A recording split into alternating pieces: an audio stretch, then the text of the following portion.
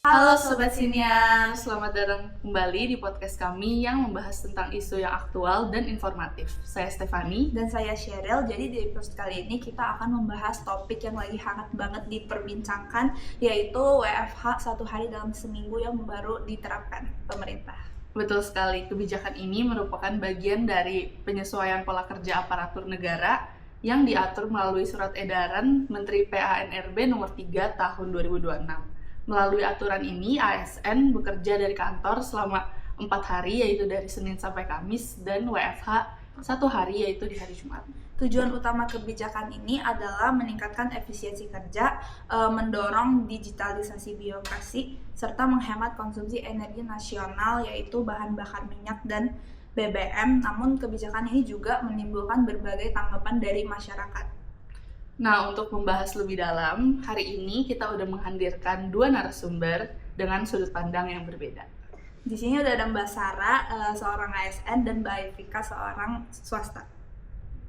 Halo Mbak Sarah, halo Mbak Vika. Terima kasih udah bergabung di podcast kami hari ini. Halo Cheryl, halo Stefani, terima kasih sudah mengundang saya dan halo semuanya, senang sekali bisa ikut berdiskusi di sini ya. Oke, kita mulai dari hal yang paling mendasar terlebih dahulu nih ya. Kebijakan WFH 1 hari dalam seminggu ini kan tentu bakal dijalanin dengan sistem yang berbeda di tiap sektor. Nah, Mbak Sarah sebagai ASN, gimana sih sebenarnya gambaran sistem WFH yang diterapkan di lingkungan pemerintahan? secara umum sih sistemnya sudah cukup jelas ya. Kami ASN bekerja dari kantor selama 4 hari, yaitu Senin sampai Kamis. Kemudian hari Jumatnya bekerja di dalam rumah. Namun ada beberapa pekerjaan yang membutuhkan koordinasi secara langsung, seperti pengecekan dokumen fisik atau pelayanan kepada masyarakat yang tetap harus dilakukan di kantor. Oke, berarti meskipun penerapannya kayak sederhana, tapi pas diterapin secara langsung tuh tetap tergantung sama kerjaannya tuh yang jenis dijalaninnya apa kan? Betul, karena tidak semua unit kerja tuh memiliki karta pekerjaan yang bisa sepenuhnya dilakukan secara daring. Oke, kalau di perusahaan swasta kan kebijakan ini cuma sebagai imbauan ya. Mbak Vika, di perusahaan Anda sendiri sebenarnya sistem WFH ini kan udah cukup familiar. Bisa diceritain nggak gimana pola kerjanya? Di perusahaan saya sendiri, WFH itu sebelumnya sudah pernah diterapkan, sudah pernah berjalan ya. Biasanya pekerjaan bisa tetap berjalan dengan sistem berbasis target kalau di perusahaan kami itu. Jadi koordinasi dilakukan melalui rapat daring, kemudian penggunaan aplikasi manajemen proyek, sampai ke komunikasi melalui platform digital. Jadi selama komunikasi tim bisa berjalan dengan baik, kemudian target kerjanya jelas, pekerjaannya masih bisa diselesaikan meskipun tidak berada di kantor. Oke, berarti dari sisi sistem, sektor swasta tuh mungkin udah lebih kebiasa dengan pola kerja fleksibel kayak gini ya? Iya, terutama dengan perusahaan yang sudah beradaptasi dengan sistem kerjanya itu digital. Oke, kalau tadi kita udah bahas gimana sistemnya berjalan, sekarang kita masuk ke pertanyaan yang sering muncul di masyarakat nih. Seberapa efektif sebenarnya WFH ini? Mbak Sarah, menurut Anda, apakah sistem ini bisa berjalan efektif bagi ASN? Menurut saya sendiri sih efektivitasnya masih perlu dievaluasi ya. Dalam birokrasi ini koordinasi antar bagian tuh sangat penting dan seringkali membutuhkan komunikasi secara langsung. Jika dilakukan secara daring, pasti kan proses diskusi dan pengambilan keputusan menjadi lebih lambat nih. Selain itu juga pengawasan kinerja juga menjadi lebih menantang ketika pegawai bekerja dari rumah. Jadi ada kekhawatiran bahwa produktivitas bisa aja menurun kan? Ya, potensi itu sih pasti tetap ada ya, terutama jika sistem monitoring dan manajemen kinerjanya masih belum benar-benar siap. Sekarang kita dengar dari sisi sektor swasta. Mbak Vika, menurut pengalaman Anda, apakah WFH cukup efektif?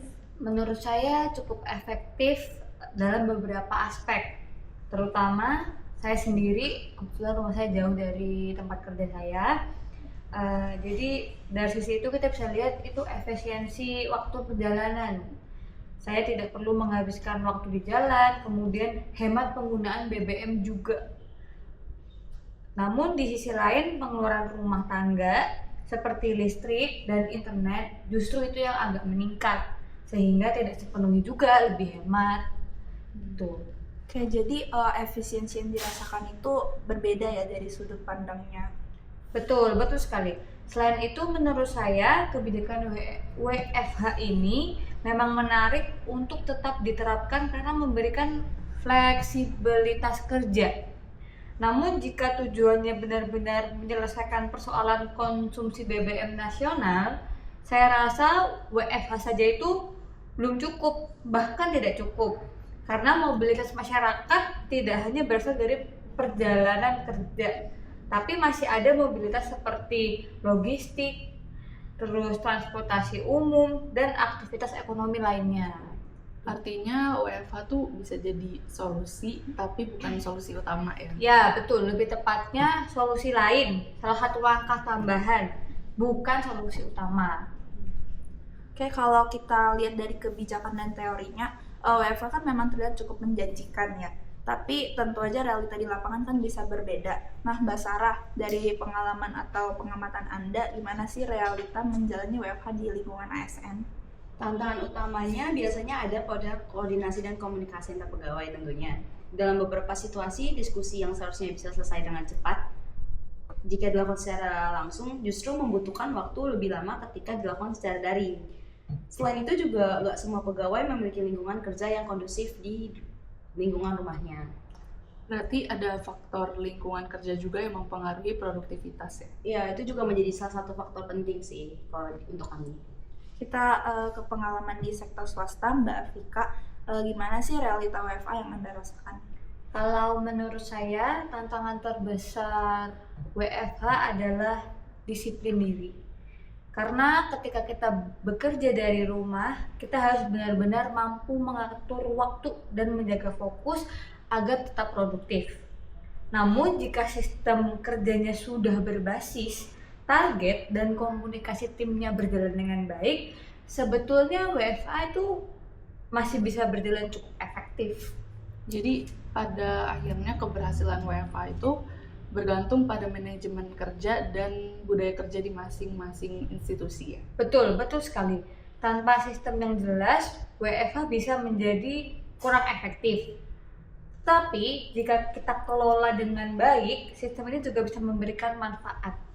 Oke, baik. Sebelum kita menutup diskusi hari ini, seperti biasa kita akan masuk ke segmen yang ditunggu-tunggu, yaitu sesi tanya jawab dengan penonton. Betul sekali. Sebelumnya kami udah buka kolom pertanyaan di media sosial dan ternyata cukup banyak yang komentar ya.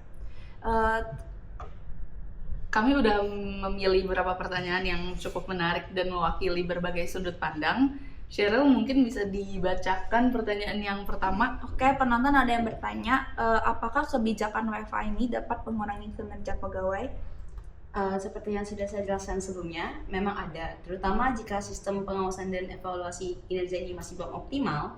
Mbak Vika juga tadi menyampaikan, jika tanpa mekanisme kontrol diri yang jelas, produktivitas itu bisa saja menurun. Dengan itu saya juga memahami kekhawatiran tersebut ya. Namun dalam beberapa perusahaan swasta yang sudah terbiasa dengan sistem kerja yang berbasis target, kemudian komunikasi yang jelas juga, kinerja pegawai justru tetap bisa terjaga. Pokoknya kuncinya biasanya ada pada sistem manajemen kerja dan komunikasi tim yang jelas. Oke, baik, kita lanjut ke pertanyaan selanjutnya. Ini juga cukup sering muncul di kolom komentar. Pertanyaannya, apakah menempatkan WFH pada hari Jumat berpotensi membuat pekerja menganggapnya sebagai long weekend? Potensi tersebut sih tentunya ada ya, karena secara psikologis pun hari Jumat ini sudah dekat dengan akhir pekan. Jika tidak disertai pengawasan yang jelas, sebagian pegawai mungkin kurang fokus pada pekerjaannya. Jadi jika WFH ingin tetap dijalankan, mungkin bisa ditentukan pada hari lain yang tidak memicu pemikiran tersebut. Kalau menurut Mbak Afika gimana? Apakah sependapat? Menurut saya itu memang benar, memang sangat mudah terjadi. Ya, bahkan jika jujur dalam pengalaman saya bekerja secara WFH, godaan untuk menganggap hari Jumat sebagai hari yang akan hari terakhir kerja untuk liburan panjang itu ya, itu cukup besar. karena suasananya saja sudah berbeda dibandingkan ketika kita bekerja di kantor. Namun biasanya hal itu bisa diminimalkan jika perusahaan tetap memiliki target pekerjaan yang jelas atau jadwal rapat yang terstruktur. Jadi meskipun suasananya terasa lebih santai, lebih enak, lebih legowo,